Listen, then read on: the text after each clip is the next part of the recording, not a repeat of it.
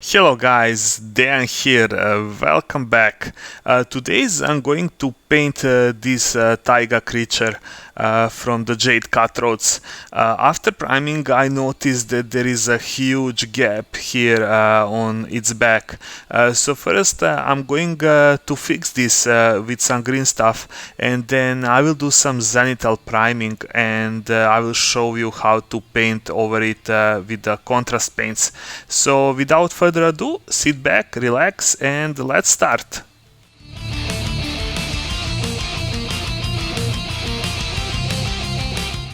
I'm going to use some epoxy putty for this. If you don't have this one, green stuff is the same thing. So usually it consists of the two components which are different colors. In my case they are yellow and white.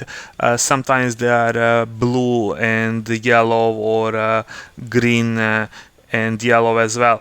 So anyway, what you want to do here is just to take small portion of both colors, and then you're going to mix them together just until they become, usually they become green. That's why they called green stuff.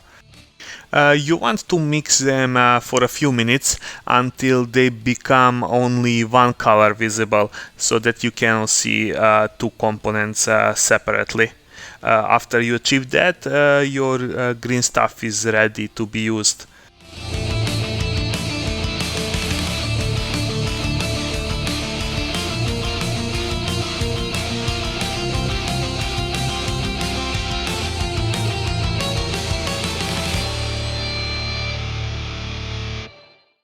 And now I'm going to take a really small part out of it and make it really thin, and then I'm going carefully to fill up the gap that is on the model.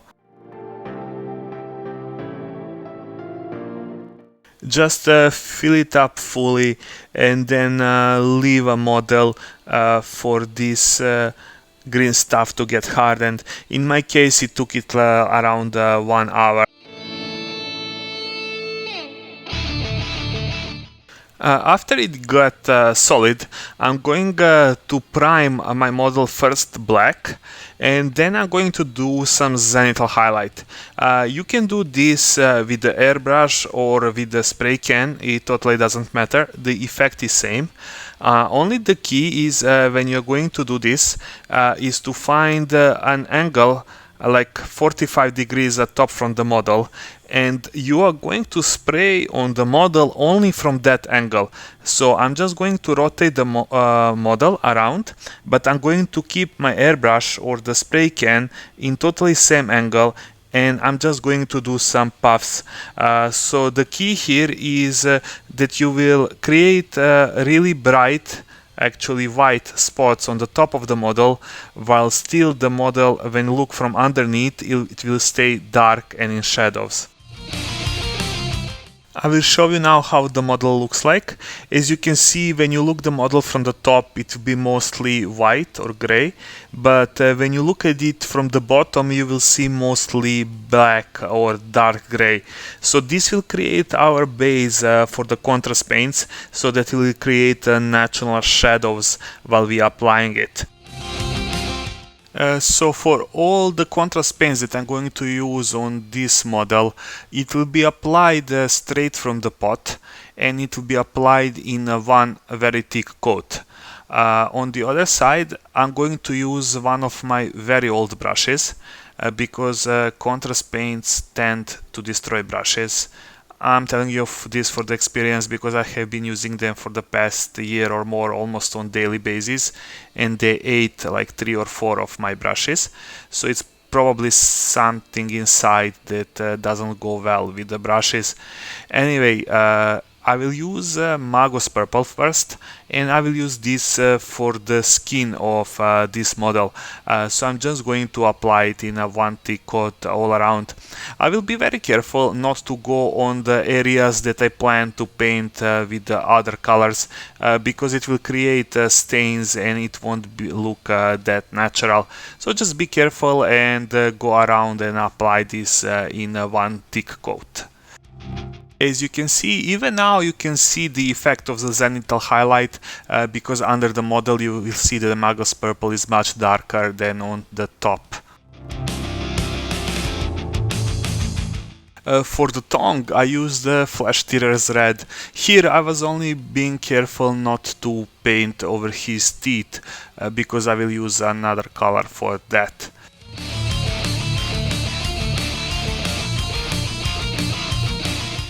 For the armor on the Taiga Creature, I'm going to use Dark Angel's Green.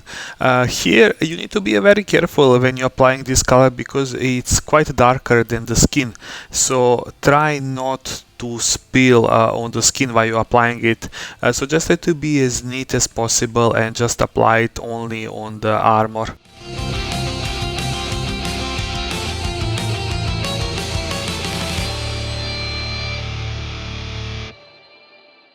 For the claws and the fangs, we are going to use Terradon Turquoise.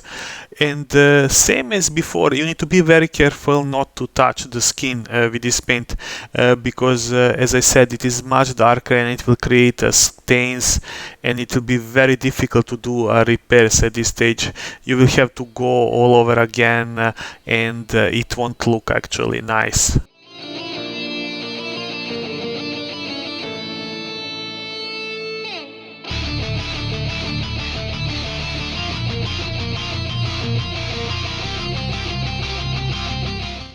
And the last contrast paint that we are going to use today is going to be a skeleton horde, and we are going to paint his teeth with this color.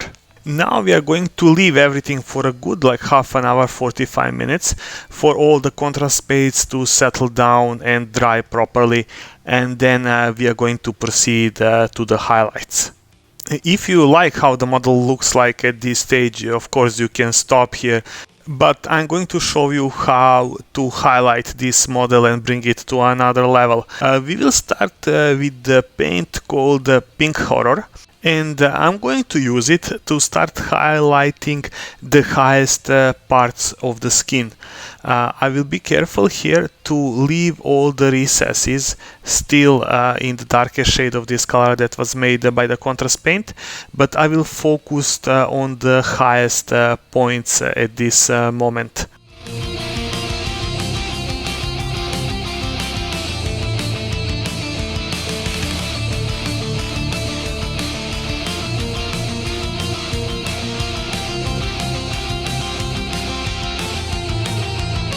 After I was done with the first layer, I'm going to use a paint called Emperor's Children, and I'm going to do one last final highlight on the skin.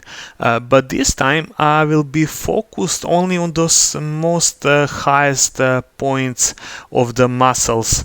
This will be a very small highlight, so just draw a few little lines here and there just to make those areas distinguish from everything else.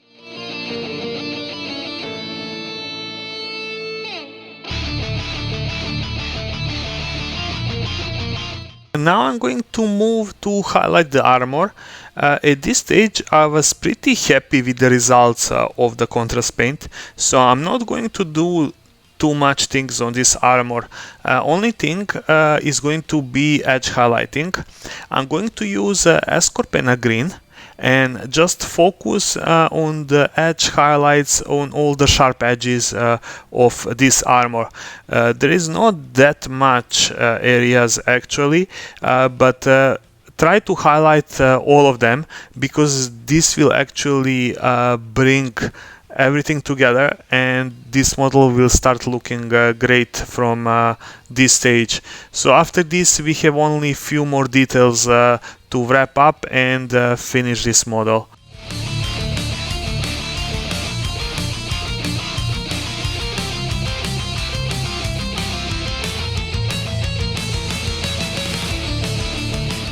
There is a few little highlights that we need to do on his head. This is going to be the teeth. I'm going to use Ivory for this and just make one little highlight. And for his tongue, I'm going to place only one highlight, and it's going to be with the orange fire or any like a bright orange paint that you have.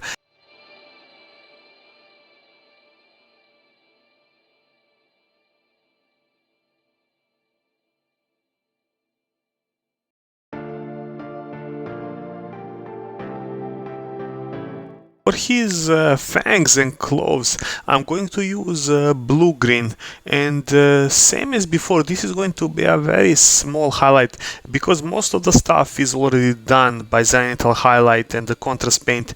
So just focus on the sharpest edges of the claws, and then when you comes to the fangs, just the most raised areas, and that will be it. You don't need to do anything else there. One last detail that is left is to paint these little scales that he have on his shoulders. For this I'm going to use a flat blue, and I will just carefully paint them all with this color, and then I'm going to use a sky blue and just make a little highlight. It will literally going to be just one bright dot on each scale, and that's going to wrap this little fun project. I just hope they will make like a box of 3 or 4 of these guys, and then applying this metal it will be very quickly to paint them.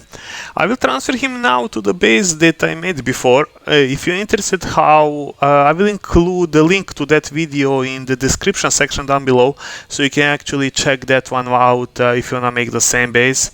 Otherwise guys, I hope you enjoyed this video. If you did, please leave a like and subscribe to the channel. It will mean a lot to me and it will help this channel grow. And if you have any comments and suggestions, please leave them in the comment section down below, and I will try to do my best to reply. This will be all for now guys. Stay safe, take care, and see you soon. Bye bye.